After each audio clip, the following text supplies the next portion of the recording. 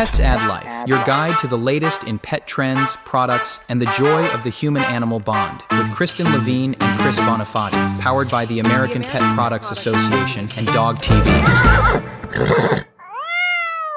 Well, hey there, Kristen. Hey, Chris. Back and better than ever, again for another podcast episode. This is the PAL Podcast. Thank you, everybody, for listening and being here with us. We have an awesome show for you. But first, Kristen, how are you feeling today? I feel great. I'm pumped because I think it's officially fall now. You know, we just had Labor Day.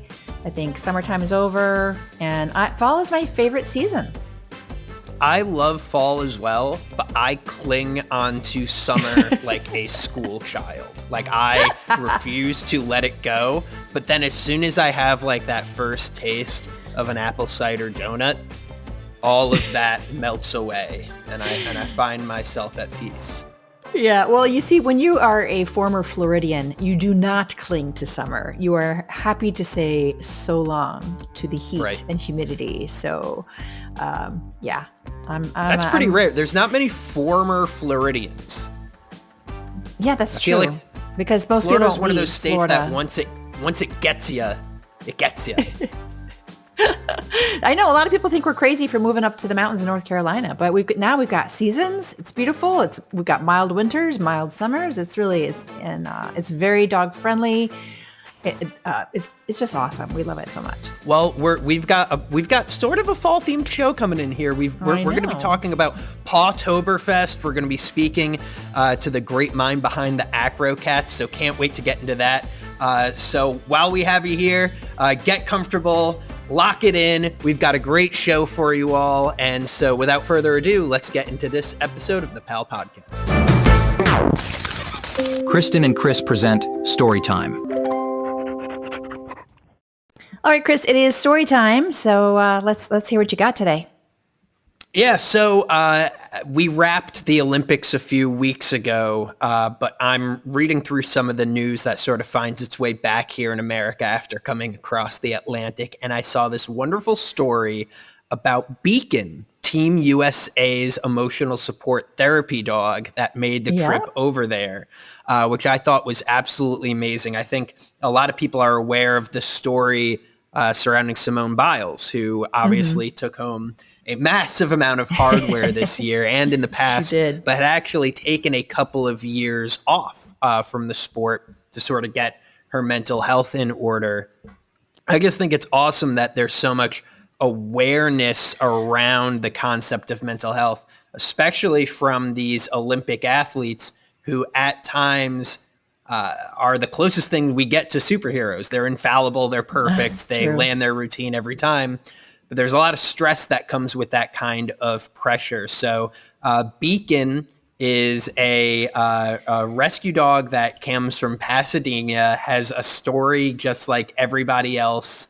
And I was reading through this, and it's so amazing, like the parallels between this dog and the Olympic athletes. Just very low expectations when they got the animal, but then immediately recognized its skills. And it sort of went through all of the training and passed with flying colors and eventually found itself in the Olympics over in Paris. And it's just a mirrored story to so many other Olympic athletes. They don't necessarily come from wealthy or well-off families. I mean, of course, some of them do, but a lot of people just are born into regular families, find that they have these incredible skills, dedicate their entire lives to them, and are rewarded on the biggest stage in the world. So if I could, I would give Beacon a gold medal. I'm sure I'm not the only one to say that. But I just think it was an amazing story to come out of this year's Olympics. Yeah, that's fantastic. I don't know how Beacon did it because he must have been really busy. I mean, I forget how many athletes from the U.S. were there, but I mean, he had to be really busy going from event to event. Absolutely, and he was quite popular. I'm flipping through some of the photos now, and I mean, he is just a ham. You can tell that he loves this, and he loved all the attention. So, he spent a lot of time with the gymnastics and swimming teams. Some of our more popular and hot, teams with very high expectations. But I think it's awesome that I there's love it. even just, I mean, it's great the dog gets to do this, but the awareness of the, United States Olympic organization to say, hey, would be a great benefit for us to have for some of our athletes is an incredible step forward. Yeah, absolutely. Really smart. And you know what? My story is something that Beacon might be interested in now that he's finished his Olympic duties.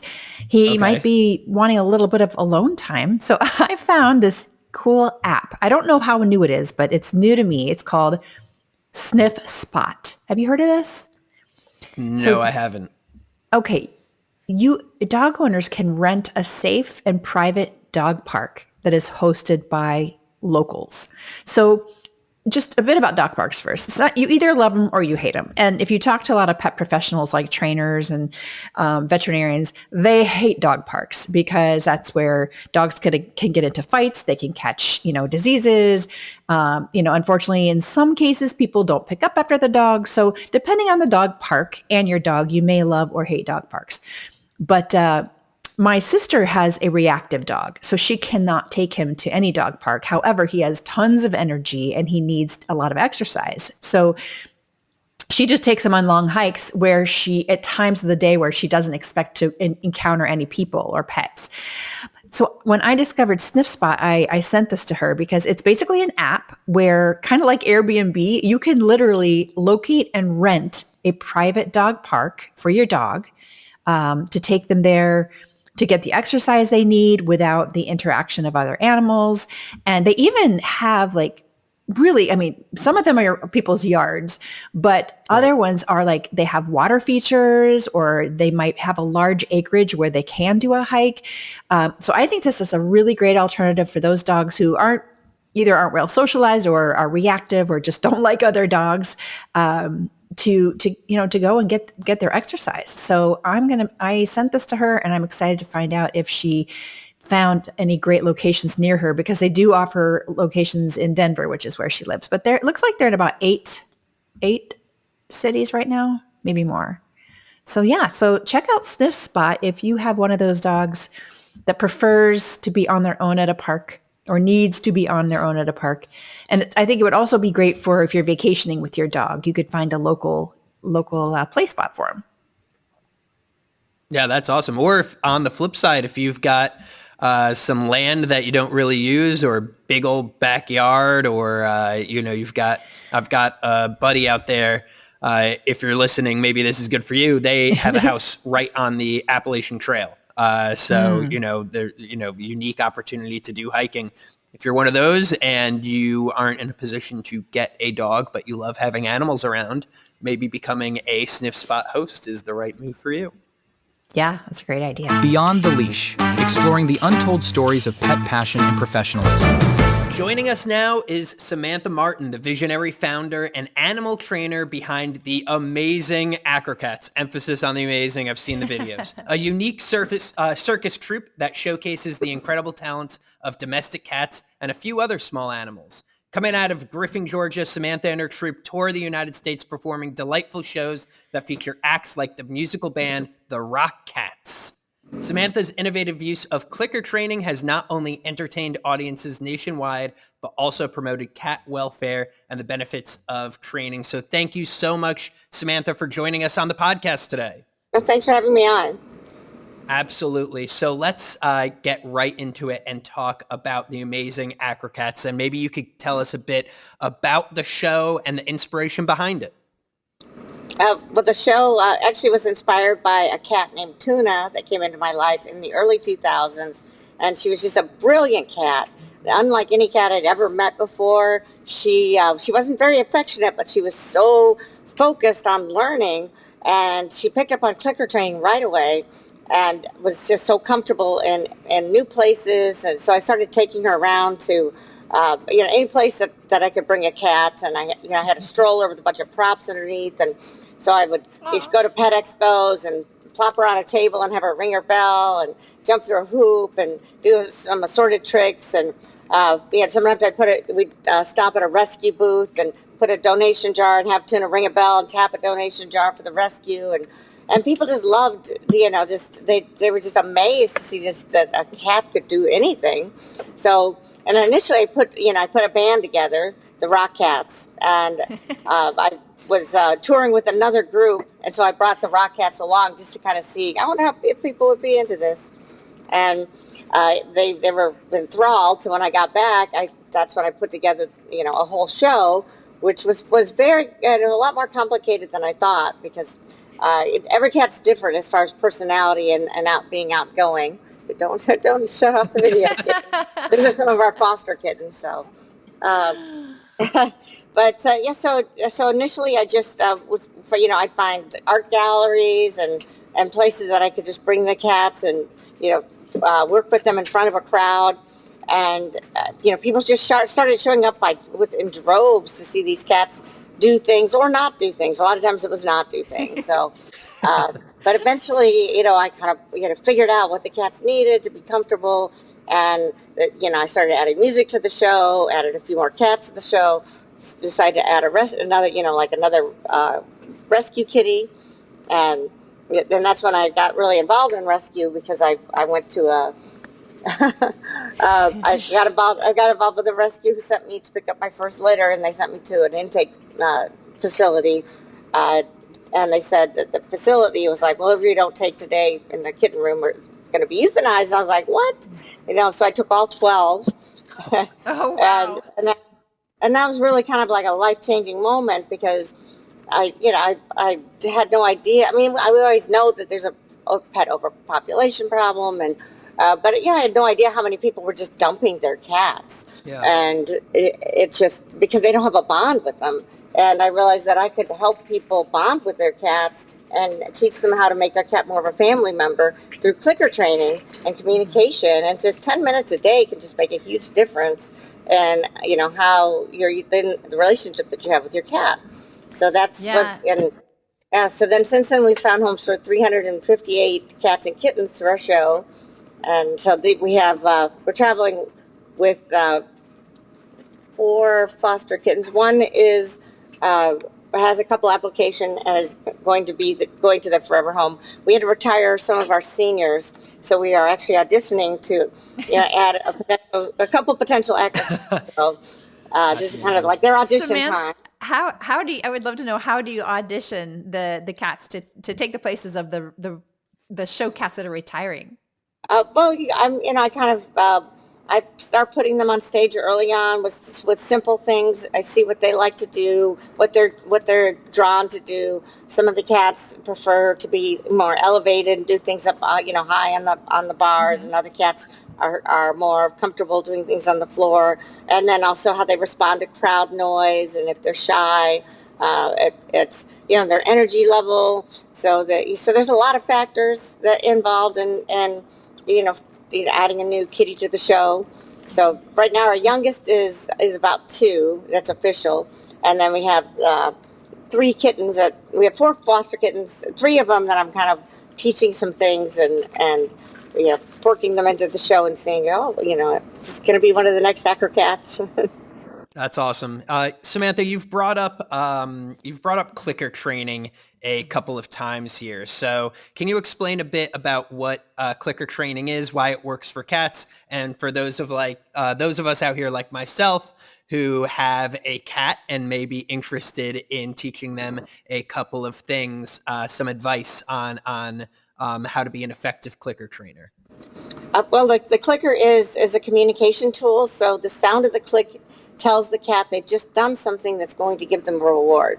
So it's all positive reinforcement. You just ignore anything that you don't want, and then you click and reinforce anything that you do want. So if you're trying to teach a cat to high five, you start with maybe a target stick, and you put a target stick near them, and they're gonna be interested in this new object, and they'll look at it, or they might even paw at it. At that point, you click and give them a treat, and then they figure out pretty quickly that something with this target stick and this sound equals a great reward. So you can have them following this target stick around initially, and then they might be able to get a high five, a sit pretty, a spin. So some of those basic things just take minutes to teach. So sometimes I'll take foster kittens because we'll partner with rescues across the country, and sometimes I'll take one of their kittens that's trying to find a home, and I'll bring them up on stage, and within 5 minutes have them trained to do some basic things, and that helps them get a home. And also they have a cute little parlor trick, so and they're already trained, clicker trained at this point. So nobody's going to leave behind a cat that high fives them when they get home from work or plays the piano for them. So, by having them do some kind of cute little trick, and also we whistle train them all. So we blow a whistle, they're all trained to run into a carrier. Which is great for emergency situations. If you need to get your cats out quickly, or any pet actually, clicker training, whistle training works with any and all species. We blow the whistle, the cats come running, they'll go into their crates. We take them places. It's not always the vet. So a lot of people have struggles with getting their cats to the vet because they just associate the carrier with such terrible things. But we associate the carrier with some positive things when, right from the beginning with the kittens. All the kittens are, they see the carrier as a rewarding place, a place that's going, there's food in there. It's not, sometimes we might just take them, on a day adventure, or take them to a pet store or any place that'll let us, bring in a stroller with the cat, just to give them, with as much stimulation and experience as possible when they're young, so that they're more flexible and adaptable when they're older, because you never know when you might have to evacuate or move to a different location, and so if you get your cat used to change early on, it's going to be less traumatic for them when if things go south and you end up having to evacuate and move and stay somewhere else for a while, to have that well socialized carrier, a cat that's willing to go into the carrier. It's just so much healthier, and also you can identify health issues a lot earlier if you have a training routine set up with your cat as well. Yeah, that's a great point. We love what you've created with this show, Samantha. You've combined entertainment with education about, opening people's eyes to the fact that they can train their cats to do tricks, and then also, of course, shedding light on the need for people to adopt homeless and rescue cats. So I know you're on tour, and for those listeners that would love to stop and see the show, where are you gonna? What are some of the tour dates you have coming up? We're going to be in Philadelphia, September 4th through the 7th.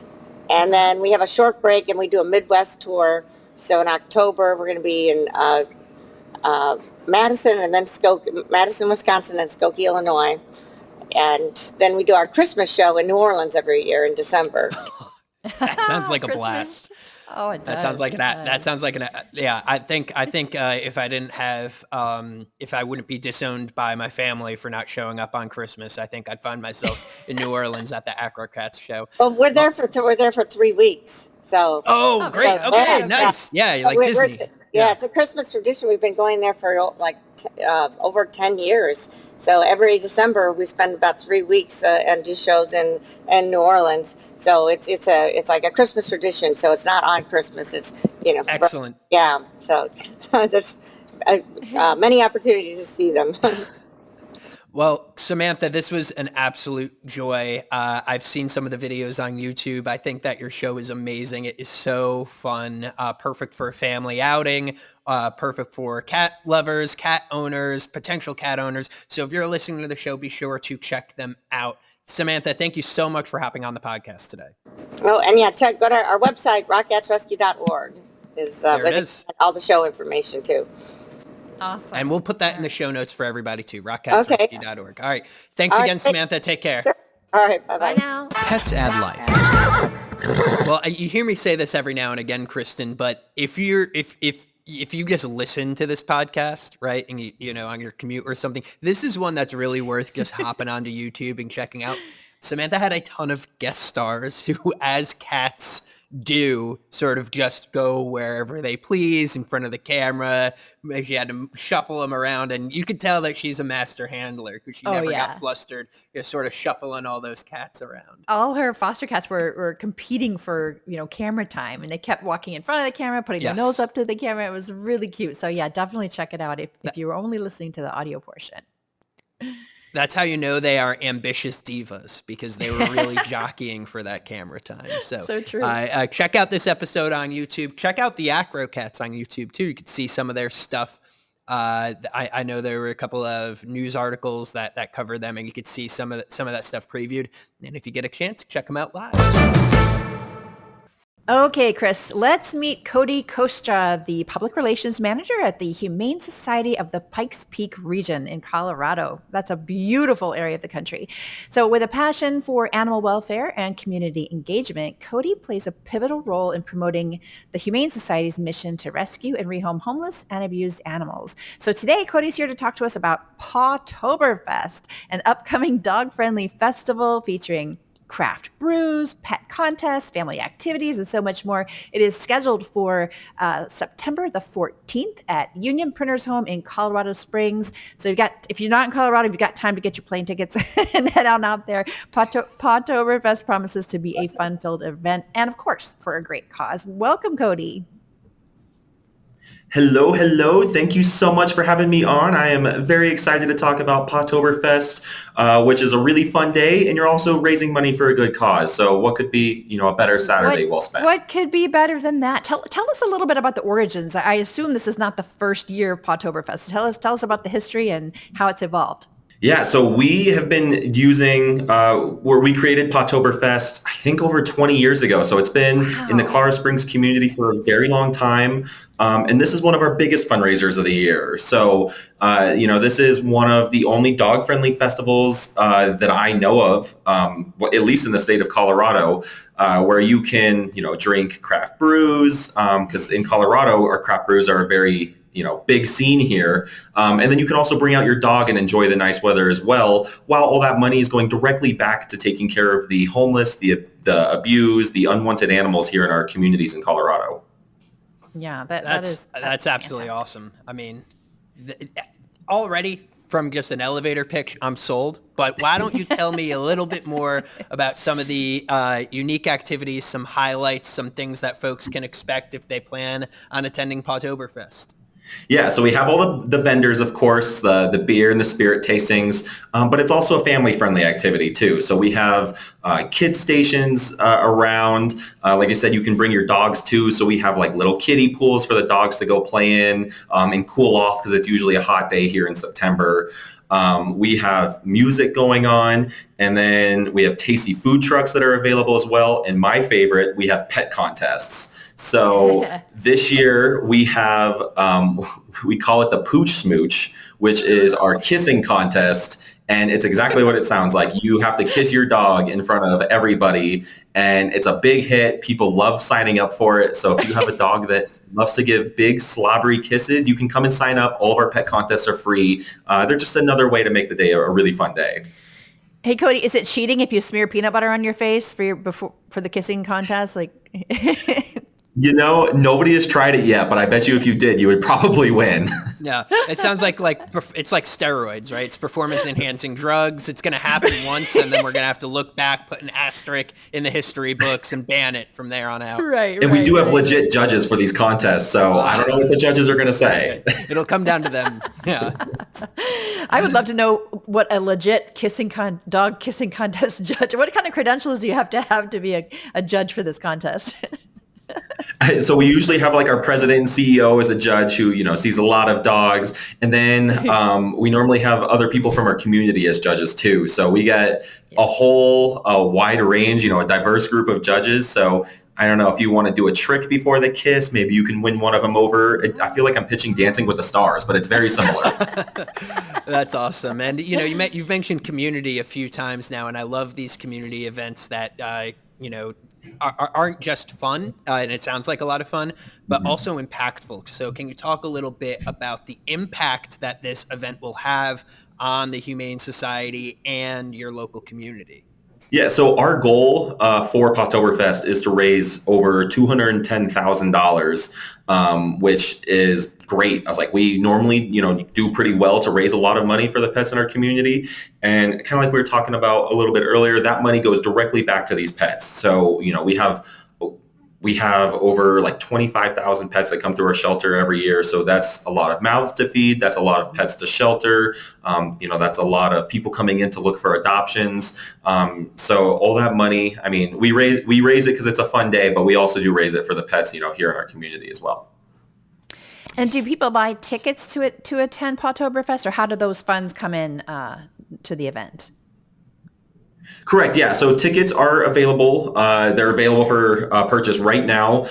So we have normal tickets that are $55 that will get you in the door and, get you with all the events and everything going on. And then we also sell like VIP tickets as well, which kind of get you your own space. That's a little bit of like catered food, your own bathroom, since it's an outdoor event, some shaded space. So there's options for everybody. And then we also do sell merch for the event too. So we have Pawtoberfest t-shirts, which are a little bit of their own famous thing here in Colorado Springs now that, I'll see people out randomly wearing them, and I got a few of my own that are available for purchase. And then we also sell like brewery glasses, like the nice, like 16-ounce glasses with like cool cat puns and dog puns and our Humane Society logo on them, that all of those proceeds go back to the shelter as well. That's awesome. It sounds like, you guys have steeped this event in a bit of tradition, which is amazing. But with tradition comes time.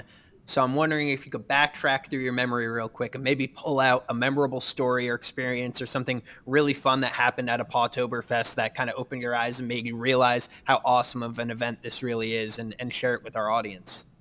Ooh, this maybe isn't going to be the best pitch, but one year when we had Pawtoberfest, I remember it rained, and it was, in Colorado, the weather can be unpredictable all the way up to the event day. And even though it rained and it was all soggy, we still had the most fun at the event ever. And honestly, I think the rain made it even more memorable. The dogs were out there running around, jumping in the water.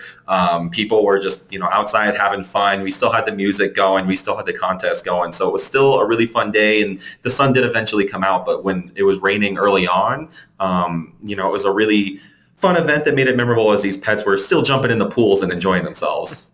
Yeah, a lot of wet dog smell too, I bet. Well, luckily it's outside, so the wet dog smell tends to dissipate into just the wet Colorado smell, which isn't the worst. It's not the worst. We call that fresh mountain air here. There we go. It is, yeah.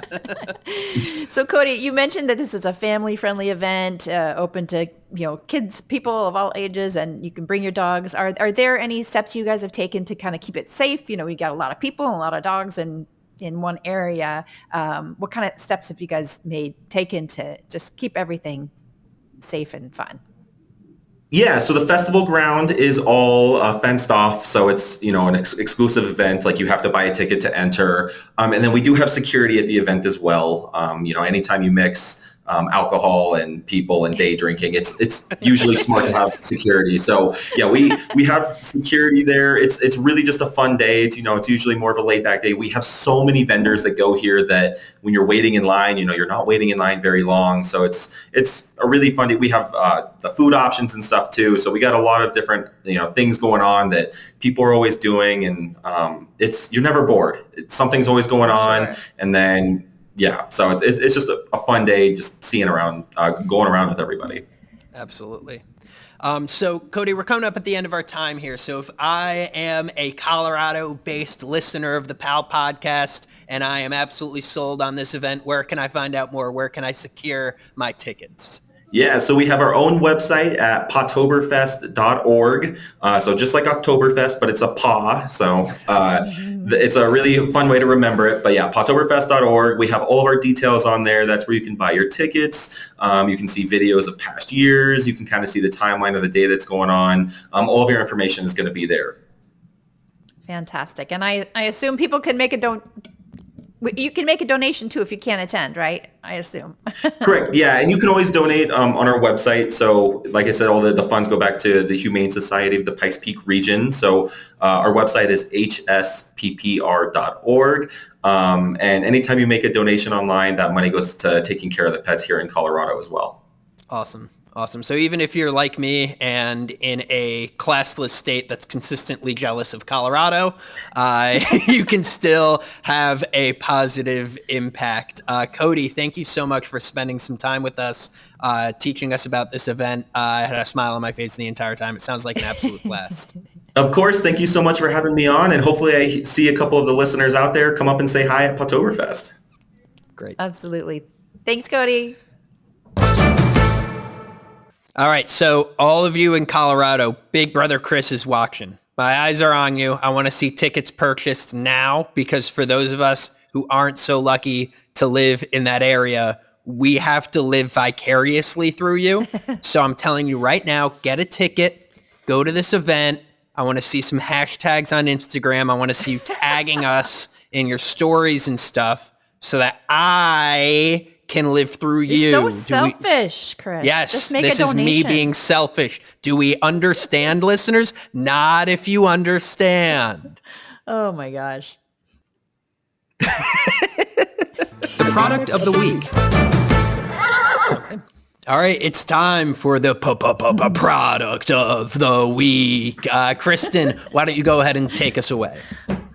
Okay, so this is a product that I have used in the past for my dog, and it was fantastic. And I think it's a really great tool for anyone who has a dog that pulls when they're on a walk. So this is called the Freedom No Pull Harness. It's by a company called Two Hounds Design. This company's been around for at least, I think, 15, 20 years. They've been making beautiful and really high quality collars and leashes, but they came out with this Freedom No Pull Harness maybe like 10 years ago. This thing has over 10,000 5-star reviews.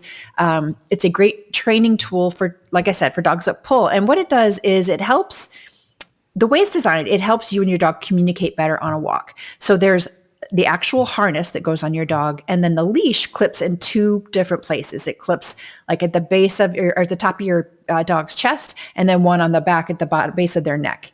And so you're actually, when you're holding the leash, you need two hands because you're kind of holding, it's almost like a loop. And the cool thing is when your dog starts to pull, the harness system kind of pulls him in toward you to kind of facing you. So, dogs kind of think, well, this is weird, and I watched a video on YouTube that kind of demonstrates how it works. And it's amazing. They had this Doberman that was dragging this guy down the sidewalk. He puts the no pull harness on and they're walking like perfectly normal side by side. So, and I did use this for my dog Chili many years ago when we first started doing, a lot of hiking and stuff, and it worked great. So I highly recommend if you have a puller or someone who has a dog that pulls, check out the Freedom No Pull Harness. It also has this really cool velvet lining on the strap that goes under their front legs, so it prevents any chafing. Really top quality, and they have some really cool colors too. That's awesome. Yeah, I think one of the most frustrating things of owning a larger dog is when they're stronger than you and they know it and they pull and they pull and they pull. So that is a great product. I've seen it around at a few different places. So great recommendation.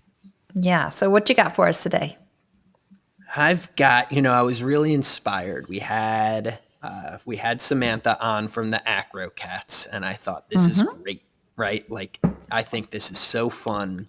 But now there's going to be people out there that are training their cats to basically become these astounding acrobats capable of bounding over a building in a single leap. Well, that could be a problem if you keep them outside, especially if they go outside and they sort of have a fenced-in area. Cats like to escape.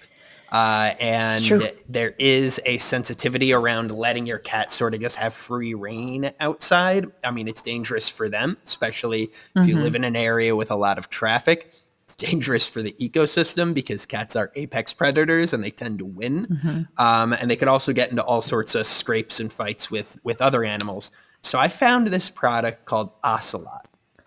And essentially what it is like you install it at the top of a fence. So if you have like a backyard patio that, fenced in type situation, you install it at the top of the fence and it's just like a little rotating spinny thing. So when they get to the top, they can't climb over. So it keeps the cat in, it keeps like the raccoons out. But there's all sorts of videos of different fences here and cats of honestly astounding athletic ability trying to stump it. And they all sort of get to the top, see that it starts to spin, and they get down. There's cats trying to bound over and land on the top, and they sort of just tumble on down. So it's a great way to keep your cat safe. So if you're out there and you're thinking, my cat would be a great acro-cat, but also I'm afraid that with any semblance of training, they're going to jump right on over my fence, this is the product for you. So I went ahead, I put they're an Australian-based company actually, but I went ahead, put the website in the show notes so you guys could take a look and see kind of what I'm talking about. It's a product that's a little more difficult to describe, but I think once you see the homepage here, they kind of have this running video like, oh, it's such a simple, elegant solution to the problem. So I really like that. I like that. And is this something you could use? I'm trying to envision it. Could you use it like for the top of the refrigerator or for places in the house where you don't want your cat to access? Or is it specifically designed for outdoors? I mean, it does look like it gets screwed in. So as long as you're okay screwing into to something, whether it's a cabinet or a refrigerator, definitely. I mean, it's very straightforward. Turns out cats prefer to land on solid and sturdy objects. Actually, when you see them, I don't know, for those cat owners out there who might have a blanket down and see the cat, and they'll be very testy with the blanket before they actually walk, because the cats are very careful. They want to make sure that where they're stepping is solid and sound. So this definitely throws a wrench in their plans to jump over those fences. So check it out. I'm a firm believer in keeping our cats safe and our ecosystems safe from our cats. And so this is a great solution so we could still give our cats the opportunity to explore the outdoors a bit. Feline innovation at its finest. Q&As. All right, folks, it's time for our favorite segment of the show, where we answer 2 of your questions. And remember, if you have a question for Chris and Kristen, you could submit it at petsaddlife.org/podcast. Scroll on down to the bottom of that page. If you see the little text box there, you could submit your question. Or if you are a brave kitty cat, you could submit your voice memo straight through the website, and you'll hear your question played on the show. And also, newsflash, follow us on Facebook or on Instagram at Pets Add Life. You'll see our clips popping up there all the time.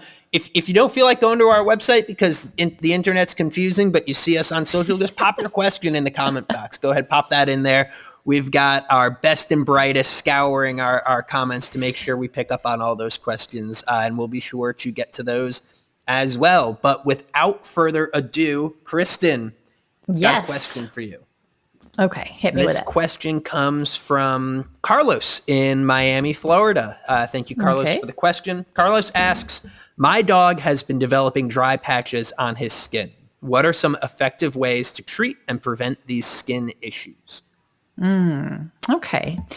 Well, Carlos, thank you for the question. And as I usually do, I'll start out by saying any type of health issue with your pet it probably makes sense to go talk to your veterinarian about it. But I can give you a few things that you can try to see if that clears up the dry patches. And if not, don't let it go on for too long before you see your vet. So dry patches could be a result of a few different things. It could be a diet, something he's lacking in his diet. It could be that he needs more frequent grooming. It could be a hydration issue. So I would make sure that he's drinking enough water. And obviously we're recording this at the very tail end of summertime, so it's really important that we make sure our pets are getting enough water, especially if they spend a lot of time outdoors and they're active. But also, it's important to make sure that your dog is getting enough omega-3s in his diet. So you might check the ingredient list on the bag or in whatever type of food that you're feeding him, but you can also supplement with omega-3 oils, either in a little pump form, or I think they come in the gels too. And it also could be an allergy. So he might be allergic to ragweed or just something in your environment. I know when we lived in Florida, oh my gosh, there are so many different allergens that dogs and cats can be allergic to. So that could also be the culprit. But try bathing and grooming a little more frequently. Try adding more water to his diet, and try the omegas. And if you don't see any improvement, definitely make an appointment to see your vet. So that is my advice for Carlos and his dry patch pooch.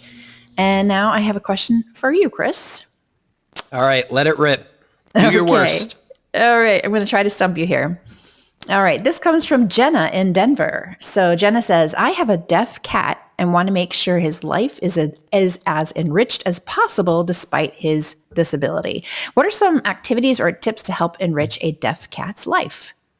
It's a really good question. Classic, trying to stump me with the deaf cat question, though I cannot be stumped by such questions, for I am a proud owner of a 21-year-old deafy named Tiger. So it's, in all honesty, it's not that big of a disability for cats. I think it could be frustrating at times for both the cat and the cat owner. Especially if they weren't born deaf and it's something they have to become adjusted to, like my cat was, just lost the hearing with old age. So you have to change the way you communicate with the cat, right? There's no more calling the cat down for dinner. What I do now is simply open the can of food, and guess what? That sense of smell is still there. She comes running on down. And really root yourself in this understanding that as much as it doesn't seem to change, because at the end of the day, like, cats don't speak English. So you're sitting there and you're talking to your cat. It's still like, it's always fallen on deaf ears. But sometimes your cat could pick up on the mood, or just be aware of the fact that you're in a room because you're speaking. Be aware that your cat doesn't know where you are. I always like to say that Tiger communicates through echolocation. Like, she'll stand somewhere and just meow. And wait for us to arrive to help her with her problems, and that's definitely a change in behavior there. So like, for example, when she wants us to turn on the sink, she'll just go sit in the bathroom and meow until we show up and fix the problem for her. So it's just a change in the way we communicate. But as far as enrichment and activities, not much has to change at all. I mean, all the toys are generally instinct and touch sensory based. You don't have to worry about the food changing at all. I would be hesitant, though, to allow a deaf cat outside for extended periods of time. Anything that is going to be aggressive towards the cat's going to want all five senses for that to be able to defend itself or run away or be able to anticipate any sort of a threat. So it might be time to keep that cat inside, which means you want to look for some of the toys that I've recommended on the show in the past that sort of help tap into that hunter instinct a bit. Some of those automatic little balls or play mats or cat dancers. There's all sorts of different things. But the good news is life doesn't have to change that much. The cat's going to be plenty happy. And just remember that if you're yelling at the cat because they misbehaved, it's not going to do anything. It's not going to help at all. Might make you feel better. Yeah, it could be therapeutic, but falling on literal deaf ears.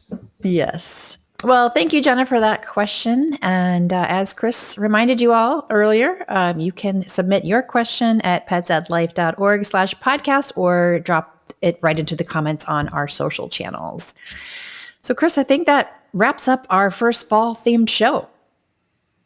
It does. I can't believe that fall is already here. It's going to take some time for me to adjust to that. The good news about fall arriving is that I go to Italy soon, which is going to be I know you're very excited about that. But all of you at home don't need to worry about that, because through the magic of recording and the internet, the Pets at Life podcast will continue on every Tuesday. That's right. No matter what, whether I'm in the country or not, we're going to be feeding you guys fresh episodes. So be sure to come back here next Tuesday for the next episode, where we guarantee, this is a Christopher Bonafati guarantee that you're going to have a lot of fun with that one. My producer shaking his head. He said, "I'm not allowed to give guarantees. I'm never allowed to promise anything. So what I'm going to do is instead promise you this. I promise to never promise." And that's a Christopher Bonafati guarantee. So until next week, stay comfortable, be good to yourselves, be good to your pets, and we'll see you back here on Tuesday. Meow for now.